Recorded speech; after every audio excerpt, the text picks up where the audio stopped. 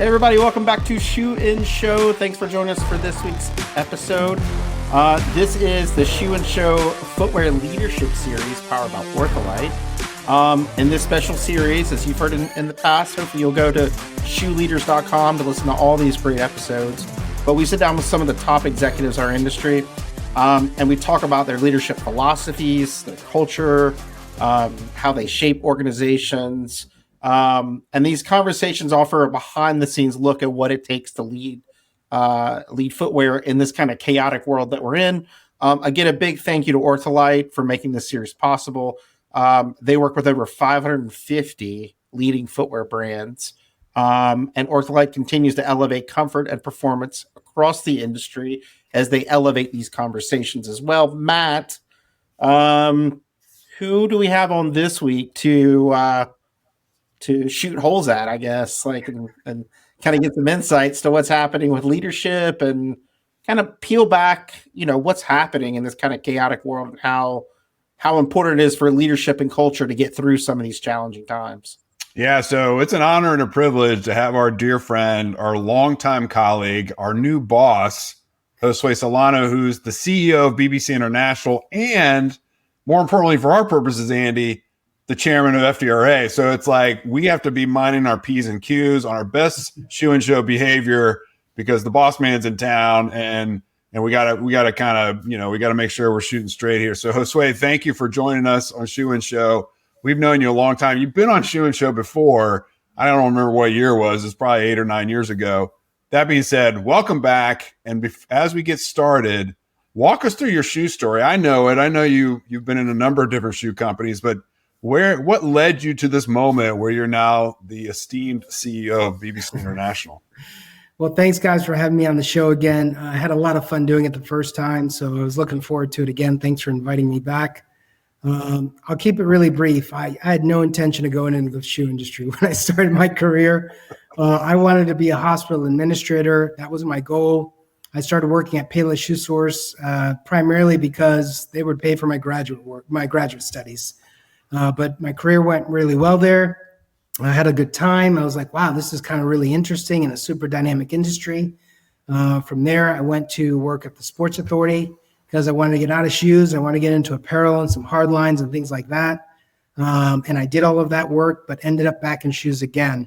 Reconnected with Bob and Don, who were the owners and founders of BBC International, founded in 1975. They were selling to me when I was, buying at Payless Shoe Source. So reconnected with them, joined as vice president of operations for their company. Was on the road for 6 years selling. I pretty much held almost every position in the company, it felt like, which is really good training ground, sitting right in between those two titans and learning. And I worked for them for several years and eventually ascended to the ranks and became the CEO of the company. That's unbelievable. And we all know the late, great Bob Campbell, Dr. Bobby Campbell. He was a longtime supporter of FDRA and on our board, supporter of 210, just an entrepreneur through and through. I got to know him over my years at FDRA. Working under him had to be a unique experience, as well as with Don, as you mentioned, Wilbon. So walk us through kind of what it's like to take the reins of a company, Josue, that's got a culture built into a single man, essentially, right? The cult of that founder in a positive sense. Walk us through what it's like to take the reins. I have to imagine there's a lot of sacred territory you have to navigate through, but also some things you want to do differently. Sometimes I don't want to equate it to coming in behind like an iconic football coach, but there's probably some of that aspect to it. Talk to us and to our listeners and our viewers about what that process was like when you took over the helm there at BBC. Sure. Well, we think of Bobby and Don, his 45-year partner, all the time. We still celebrate Bobby Day in the company one time a year, right around his birthday, early in July, and we do something special for the staff, or we do something for the community. As everybody knows, he was grounded in giving back. Both of our founders are still very present in our culture and always will be. Bob taught me and the rest of us to be tenacious, to stay positive, to not sweat the small stuff was one of his sayings. And all of those things that Bob and Don brought to the company are still present. I'm honored to be partners with his son, who is Seth Campbell, who's a total tiger. He's so smart and has all of the charisma that Bob had, the intelligence, the drive. And we can have a better relationship, similar to what Bob and Don shared. So we're looking to a long, successful relationship, both in business and personally together. And I got to tell you, when I took over the reins at BBC, I was like, how in the world am I going to replace Bob Campbell? And the answer is you can't really replace Bob Campbell. But I said to myself, the whole company's culture revolved around him and his personality and who he was. The whole industry thought of us as him. But we had a tremendous core of executives in the company who are fantastic at what they did. And my goal was just to rally the troops, set a strategy. We worked a lot on culture of the company outside of what just Bob and Don represented. We documented those things. We talked about it, and we started behaving against that culture and against those core values. Hiring decisions, big decisions in the company, even small ones, all revolved around that. We communicated it with our employees, with our vendors, with our partners, with our customers. And when we started behaving against those core values and those strategies, it just became very natural. We kept all the good stuff and got rid of what we felt was not working for us in terms of our growth strategy. And it's been great. I'm 5.5 years into this role. The company is strong, healthy. We're happy. We're ready to go. And it's been a true blessing for me to have been able to sit in between those two guys and learn for 20 years, and then be able to sit in my role today and try to carry on the growth of this amazing company. Yeah, when I think of Bob, I think of a teacher. He has so many stories, and he's so he'll tell you how something was, and then how it's different, and like how they tackled something. He's like very open to how he navigated. I mean, he was one of the trailblazers going into China and elsewhere, And, if people want to go back, they can listen to the episode we taped with him on Shoe and Show, which is fascinating, where he talks about sleeping on the floor of the factory, right? So a real shoe dog in that sense. But as we look today, we've got all this new talent coming into the industry. How do you look at like new hires coming in, and how do you think about workforce? Do you do like a weekly call with everybody on staff? How do you engage with different levels of employees within the company? Well, we have an open door policy. We always have. So anybody in the company can walk in to any of our offices and talk about, themselves professionally, what's going on in the company, or any issues they might have. I try to stay very grounded with the staff and the team. We're a pretty sizable company, but we run it like a family business. So we're somewhere in between corporate and true family, I think, is the right mix. As far as talent, we try to find the best athletes for the role, best athletes for the team. We're aggressive about finding talent. We're aggressive about retaining talent. And I have a group of direct reports, and I have one-on-ones with them regularly. It's really their time to spend with me to talk about anything that they want. If they want to know the direction of the company, if they have a project that they're working on that they need my support to move forward, if they have concerns, whatever it might be. And I find those to be tremendously invaluable for me as a leader, because I learn a lot about what's happening throughout the company. I'm able to provide guidance and help. I see my role as a leader as somebody who's supposed to facilitate the work that's being done by my people. And if I'm not doing that, then I'm not doing my job. So from just thinking strategically about direction of the company, it's really being in the trenches with my people, my direct reports, and helping them be as successful as possible.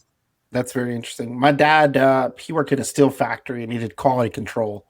So he always told me, he said, the problem with some people are they'll look at a report and they'll say something's wrong. I don't know what's happening. And my dad says, go to the factory floor and ask the guy running the machine.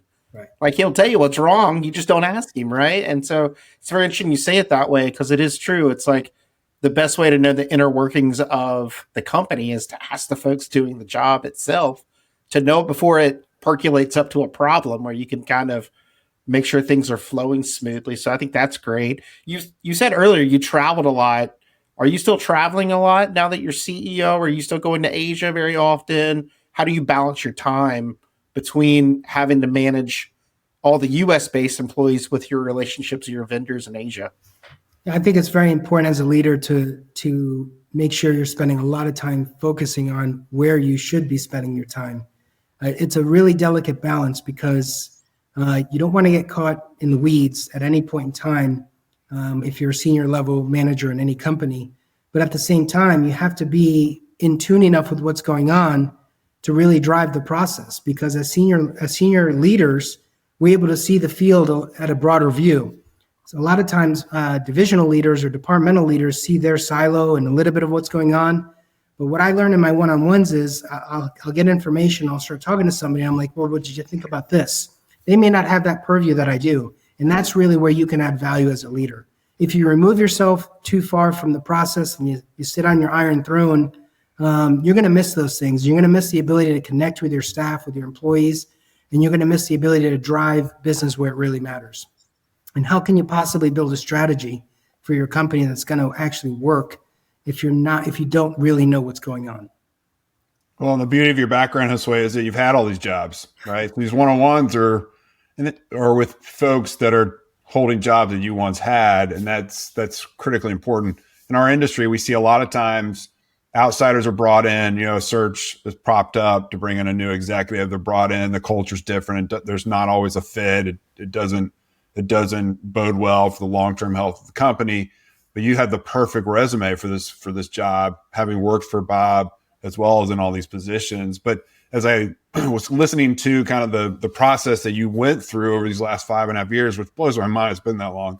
But the fact is, it was almost this maturation process, because the fact of the matter is, it's built on Bob and Don's personas, their intellect, their knowledge, their wisdom they built up over the many years, both with triumph and tragedy.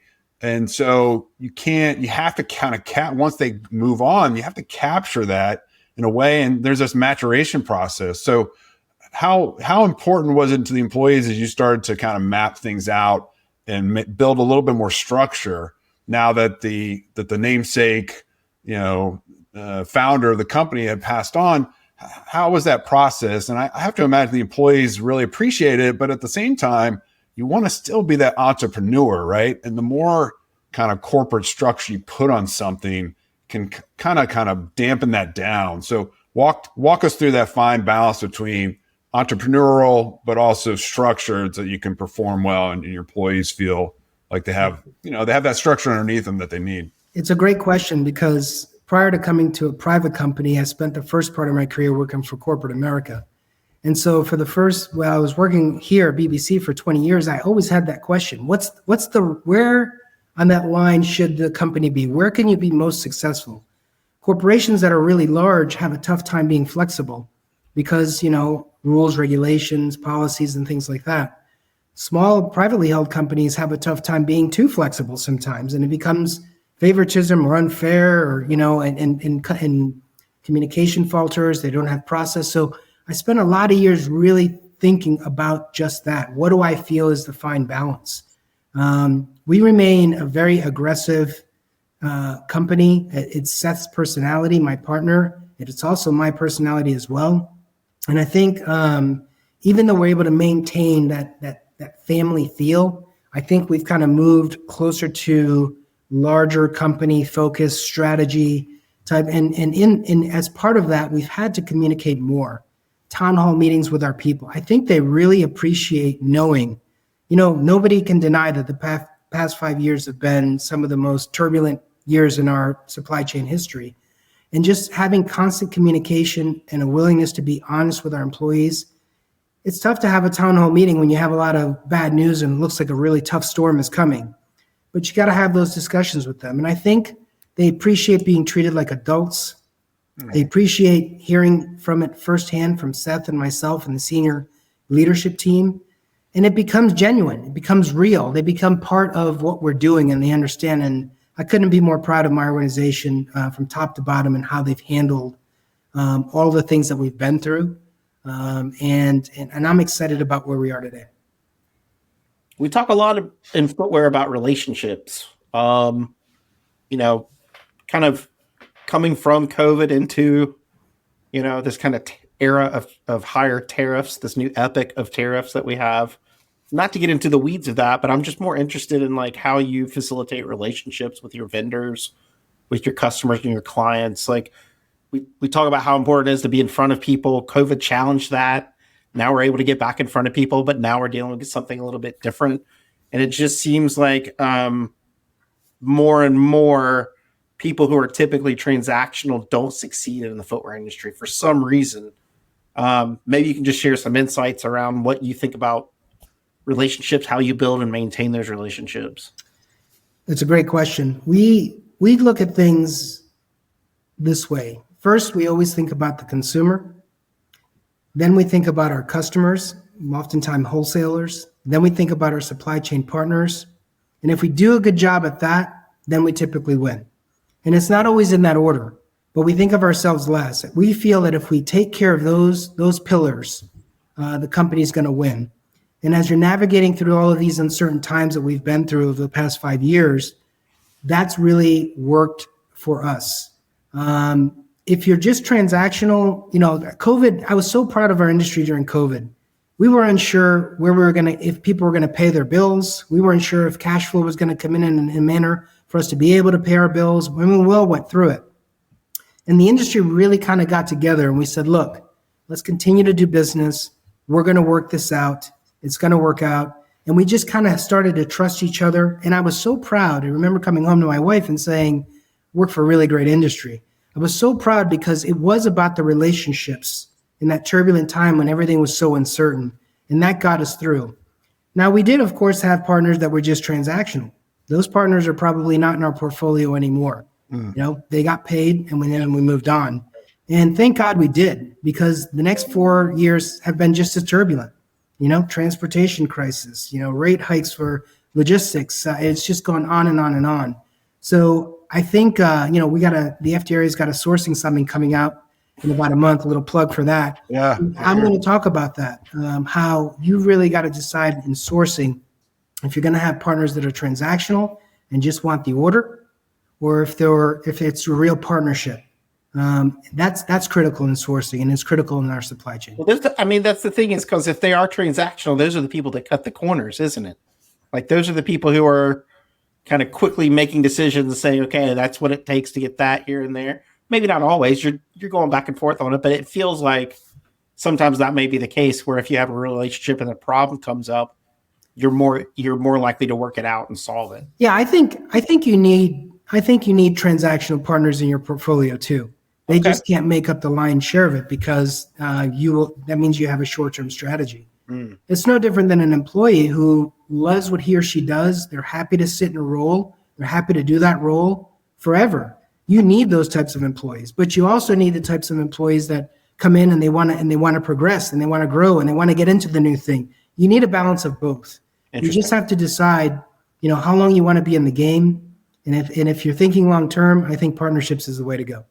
Well, I totally agree with that, because we've had a number of companies on the retailer side of the equation, if you will, that have almost had their heads in the sand about, and these aren't FDRA members, of course, but about the tariffs in particular, that, it's just going to go away, or it's not really a thing, or if someone else will pay these, don't the Chinese pay it? And those are the transactional people, I find. It's the partners you like, man, things are hitting the fan, and we know as the middleman, Josue, that you and your team are feeling the brunt of that. You're having really difficult conversations with your suppliers. You're having difficult conversations with us. Let's navigate through this together. The ones that are saying no price increases whatsoever, I'm like, what rock are you living under, retailer? So I think that's where when things are hitting the fan, like they do almost every single day right now, that those partnerships really shine through, because they have a full understanding of the landscape, and they are self-aware about the challenges that you're under, which means they're going to be under the same challenge. It's a shared supply chain. And so, which means the consumer is going to be under that same challenge. So I think that's why you don't want a majority of transactional customers, because they're not going to understand the pressures that you're under, nor respond in a way that's positive when you need to work together to find a solution to a challenge. Yeah, I agree. I think when it comes to retailers, I always err on the side of empathy, because we sell everybody in the United States. We have a huge international business as well. But every retailer has a different personality. Every retailer has a different weeks of supply on hand. Every retailer has different real estate deals that they're striking with their landlords, and it's just a different model retailer by retailer. So in this example that you brought up, we went to some of our retailers very early on, and we're like, this is coming, and they're like, we're going to take a wait and see approach. That doesn't mean they're transactional. It just means that given their particular position on where they are in their supply chain, that's what benefits them. And then we've had other retailers say, yeah, you know what, I'm running out of inventory. I better buy inventory now because the inventory we have in the States now is probably the best deal before the tariffs go up. And you have everything in between. So I think, again, thinking about the consumer, thinking about your retail partners, and then thinking about your supply chain partners, as long as you follow that path, I think you're probably on a safe journey. You're far more diplomatic than I am. That's why you have your job and I have mine, I guess. So. So what do you do to take care of yourself? What do you do to unwind over the weekend, or if you go on vacation? Like, what do you do as a leader to kind of step back and recharge? So I play a lot of tennis, and I hit that tennis ball as hard as I can on the court as often as I can. And every time I strike that tennis ball, I feel like it's a stress relief. I just leave it all on the court. I come home exhausted. But I think as leaders, it's very important that you take care of yourself physically. In the mornings, a 15-minute stretch, some push-ups, jump in the shower, that kind of thing, a good breakfast, vitamins. Especially when you travel a lot, you've got to stay healthy. If you're going to be positive and encouraging and sharp-minded, you've got to take care of yourself physically and emotionally. And so, in the mornings, I usually try to get into a routine. And then after work, it's not uncommon for me to be running straight to the tennis courts for a 2-hour match. And that's kind of what I do. My wife and I love to travel, of course. So, you've got to have life balance. And frankly, sometimes I see my employees sending emails over the weekend, and I ask them not to do that. I don't send emails over the weekend. I might write emails on the weekend, but I schedule them to go out Monday morning. Because I don't want my employees to lack in life balance. I think that's very important. I think you get more out of yourself and your people, more productivity when you can find that balance. Mm-hmm. Yeah. Matt, I hear that Josue will take those tennis balls and write tariff and Sharpie on those things, and those are the ones he really whacks really hard. As far as I can hit them. As long as it's not writing our names, Andy, we're good. We're in good shape. Let's hope not. Let's hope we do a good job for him. You guys always do. And now it's time for some footwear fun. We're gonna change gears just a little bit here. Again, a big thank you to OrthoLite for sponsoring this leadership series and helping us bring these great conversations to life. Again, OrthoLite partners with over 550 of the world's leading footwear brands, elevating comfort and performance with every step. You can learn more about their incredible work at OrthoLite.com. Matt, yes. what are we going to throw at Josue today? Which one are you going to? Like a rapid fire tennis ball machine. We're gonna throw a couple at you, Josue. First up, this is what we call our lace up and level up series. Like if you had one piece of advice, Johnny come lately's rolling in the shoe industry. He wants a job, stat. What's some advice you'd give him? What's like one piece of advice you'd give him as he joins the industry? I would tell him to prioritize learning first, not getting the money first. Learn, progress, and the money will come. You can make a lot of money in this industry. You can have a lot of different experiences, but don't just come in and expect to be at the top. Come in, roll up your sleeves, learn what you're doing, and the payoffs are exponential as you move through your career. I like it. We always learning is good. All right, next one. And Andy, you can jump in after this one if you got one, if I forgot one. But you travel a lot. We talked about that. How do you, when you're coming to Market Week in New York or you're heading to Asia, what's your shoe game? How do you pack for versatility but space? You're not hauling a whole shoe bag all these places. What do you go with when it comes to footwear? It's funny because one of those lessons that Bob and Don taught me is that you never check a bag. So whether it's a 2-week trip or a 3-week trip, I have a carry-on bag and a backpack, and whatever can fit in that bag, that's what's going. And then I do laundry on the road at the hotels if I need to, because we're in and out of so many hotels and in and out of so many countries just on one trip. So I like to travel comfortably. A pair of athletic shoes. I won't pick one for you guys because I don't want to. A pair of athletic shoes and some comfortable pants and maybe a sweatshirt and a jacket. And then as soon as I land, I get dressed up, showered, dressed up, and I'm ready to go. Is that one pair of shoes you bring for everything, or do you have like two pair? I travel with 2 pairs of shoes. It's an athletic pair of shoes, which I use in the gym in the morning, and a dress pair of shoes. Got it. What about you're in Florida most of the time? On the weekend, are you a sandal guy? Like, will you go out in sandals, or are you only wearing sneakers? Which one? I'm not a sandal guy. If you know anything about tennis players, we don't want to show our feet. We're pounding our feet all the time. So I wear closed-toe shoes most of the time. And but obviously on the beach, I'm in a pair of flip-flops enjoying myself. We hit the beach a lot down here. Got it. I'm jealous. I got one more. All right, go for it. When you were growing up as a teenager, back to school's coming very soon. Everybody, every kid has an opinion on what shoe they want. What do you remember? As soon as I talk about this, you know exactly in your head what shoe it was.